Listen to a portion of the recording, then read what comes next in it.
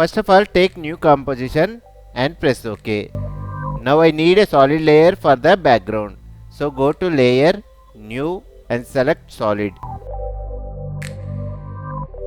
Then go to effects and presets and type for ramp effect. Apply this effect on a solid background layer. Now change the start color to red. Also change the end color from white to dark red color. Change ramp shape from linear to radial ramp. Now we can animate this ramp point. Then take the text tool and type like this. Align it to the center. Now select the text layer and hit Ctrl D for a duplicate. Change the bottom text color to black.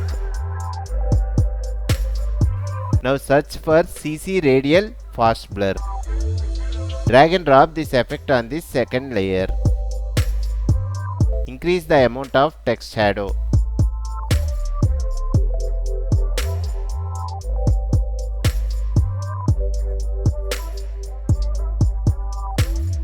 Then we want to create the animation like this.